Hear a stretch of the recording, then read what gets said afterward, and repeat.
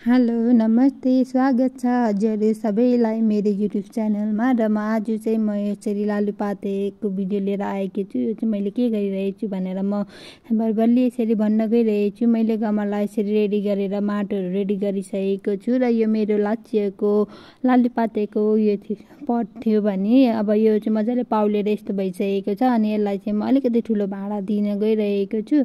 अनि यसरी जोगाएर यसको डाक्लाहरू नभाँचिकन अब कतिवटा निक्लिनु अलिकति गाह्रो मान्छ। अब च्यातिएको पटहरू छ भने त च्यातेर निकाल्दा पनि भइहाल्छ है। छैन भने चाहिँ अब जोगाएर त्यो डाक्ला नभाँचिकन यसरी जोगाएर निकालेर अलिअलि मुनि चलाएर चाहिँ त्यहाँदेखि चाहिँ मजाले मल माटो मिक्स गरेर यसरी टाइट गरेर राख्छु है म चाहिँ। अनि यसलाई चाहिँ अब यत्तिकै यो हाँगाहरू नयाँ आएको हाँगाहरू छ यिनीहरूलाई यसरी भाँचेर रोप्दा पनि हुन्छ है, आफूलाई धेरै बनाउन मन छ भने। र लालुपातेलाई चाहिँ यसरी जुन जुलाईमा चाहिँ यो कामहरू गरिहाल्नुपर्छ। यति बेला गरेको चाहिँ यो मर्दैन, जाग्छ मजाले, फेरि जागिहाल्छ। त्यसैले गर्दाखेरि चाहिँ हजुरहरूलाई पनि जानकारी होस् भनेर मैले यो भिडियो बनाइरहेको छु। अनि यसरी मैले हालिसकेपछि चाहिँ मजाले छिट्छु। अनि त्यसको बादमा चाहिँ अब जुनै पनि प्लान्टहरू रिपोर्टिङ गरिसकेपछि चाहिँ पानी हाल्नुपर्ने हुन्छ। त्यसै गरेर म चाहिँ यिनीहरू सबैमा मजाले साइडमा गरेर छ्याप्प भिज्ने गरी त्यसरी म पानी हालिरहेको छु है।